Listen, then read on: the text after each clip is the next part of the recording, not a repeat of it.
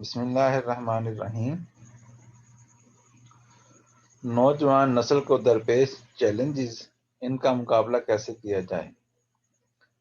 تحریر فاطمہ خان۔ نوجوان وہ دولت ہیں جو کسی بھی ملک کی معیشت کو چار چاند لگا سکتی ہے، مگر ساتھ ہی ایسا سرمایہ ہے جو کہ ملک کو تباہ و برباد بھی کر سکتا ہے۔ اسی لیے تمام ممالک اپنی نئی نسل کی تعلیم و تربیت کے لیے اہداف متعین کرتے ہیں۔ ان کی تعلیم و تربیت کے لیے بہترین تعلیمی ادارے بناتے ہیں۔ معاشرے کو صحت مند معاشرہ بنانے کے لیے وہ نوجوانوں پر انحصار کرتے ہوئے معاشرے میں ان کی ضروریات اور خواہشات کے مطابق اقدامات اٹھاتے ہیں۔ ان کو ان کے مستقبل کے معاملات میں بہترین مشاورتی ٹیمیں اور ادارے مہیا کیے جاتے ہیں۔ امن و سکون کا ماحول نوجوانوں کو خود میں صحت مند رویے اختیار کرنے میں مدد دیتے ہیں، لیکن آج کے دور میں نوجوان نسل کو بہت سے چیلنجز کا سامنا ہے جس نے نسل نو کو ذہنی دباؤ میں مبتلا کر رکھا ہے۔ وہ چیلنجز کیا ہیں؟ ان پر ایک تائرانہ نگاہ ڈالتے ہیں۔ ففتھ جنریشن وار۔ نسل نو کو درپیش چیلنجز میں سب سے اہم ففتھ جنریشن وار ہے۔ پہلے جنگیں میدانوں میں لڑی جاتی تھیں، مگر اب جنگ لڑنے کے لیے نہ تو فوجی قوت کی ضرورت ہے، نہ جنگی آلات کی، اور نہ ہی میدانوں کی۔ اپنی نشست پر بیٹھ کر ملک بلکہ دنیا کو تباہ کر سکتے ہیں، یہ دماغ سے کھیلی جاتی ہے۔ اس لیے دشمن عناصر نے نوجوانوں کو ہی اپنا نشانہ بناتے ہیں۔ معاشرے کے صحت مند رویوں کو غلط راہ پر ڈالنے کی کوشش کی گئی، جس سے نوجوان نسل اپنے مقصد سے ہٹ کر غیر ارادی سرگرمیوں میں شامل ہو گئی۔ ملک و ملت کے لیے کچھ کرنے اور پانے کی جدوجہد بھول کر وہ ففتھ جنریشن وار کا شکار ہے۔ اپنی خودی کو فراموش کر کے دشمن کے اعلی کار بن گئی۔ نتیجتاً ان میں آگے بڑھنے کے جذبے کا فقدان دیکھنے کو مل رہا ہے۔ انہوں نے فیشن اور ٹیکنالوجی کی رنگین دنیا دیکھ کر اپنے آباء و اجداد کی دی گئی قربانیوں کو یکسر نظر انداز کر دیا۔ تعلیمی فقدان۔ پچھلے 2 برس سے پوری دنیا ایک ایسی مشکل سے دوچار ہے جس نے معیشت کے ساتھ ساتھ تعلیم کو بھی متاثر کیا ہے۔ کرونا وبا نے دنیا کو محدود کر دیا، معیشت کا پہیہ تقریباً رک گیا، صحت کی سہولیات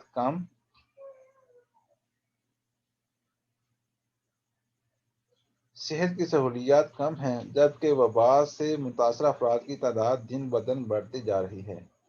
ترقی یافتہ ممالک کو اس وبا سے اتنا زیادہ نقصان نہیں ہوا جتنا ترقی پذیر اور پسماندہ ممالک۔ اسکول، کالج، یونیورسٹی سب بند ہیں یا برائے نام کھلے ہیں، جس سے تعلیمی سلسلہ مکمل کرنا ناممکن لگ رہا ہے۔ وقت تیزی سے گزر رہا ہے، لیکن تعلیمی اداروں کی بندش سے نوجوان نسل افراتفری کا شکار ہے۔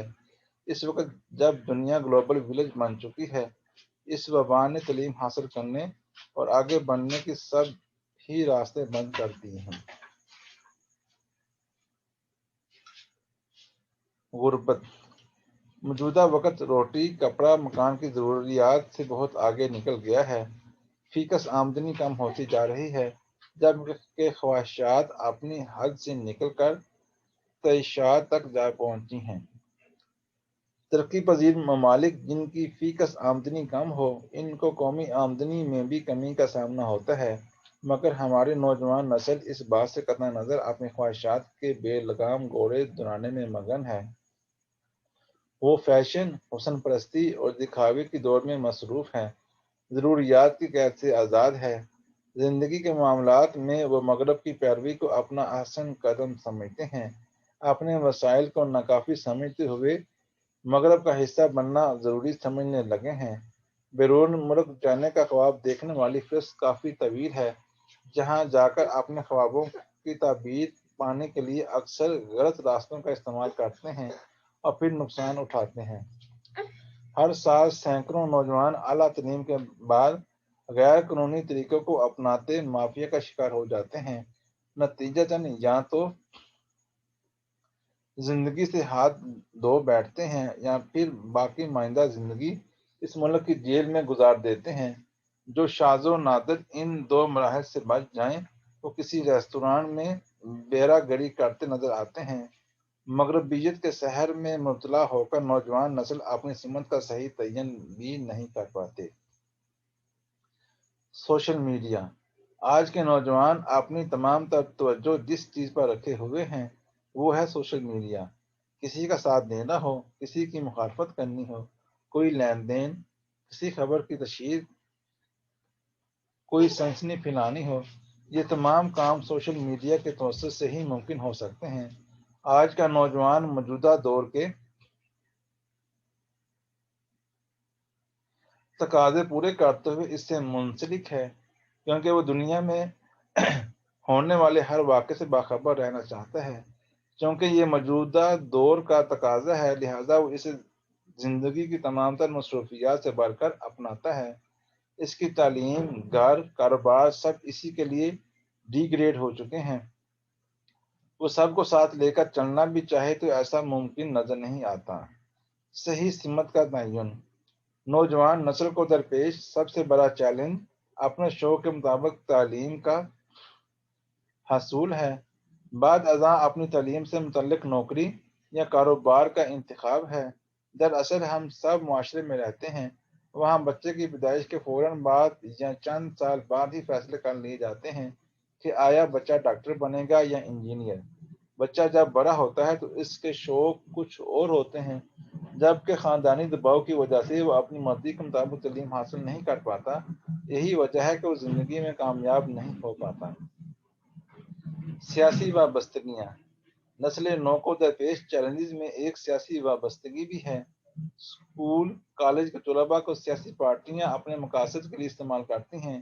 ان کی برین واشنگ اس انداز سے کی جاتی ہے کہ نوجوان اپنی تعلیم چھوڑ کر سیاسی کاموں میں بڑھ چڑھ کر حصہ لینے لگتے ہیں، اپنے اہداف اور مقاصد پستے پوش ڈال دیتے ہیں۔ ان کے لیے ملکی سالمیت کی اہمیت کم، جبکہ اپنی سیاسی پارٹی اور سیاسی لیڈر کا مینڈیٹ زیادہ اہمیت رکھتا ہے۔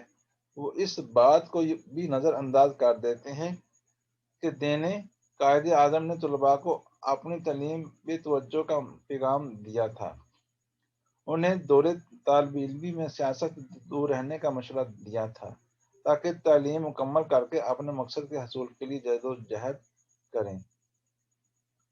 یہ وہ بے حسی کا دور ہے جس میں کشمیر، فلسطین سمیت اب کرونا وبا کا سامنا ہے۔ ان تمام چیلنجز نے امت مسلمہ کو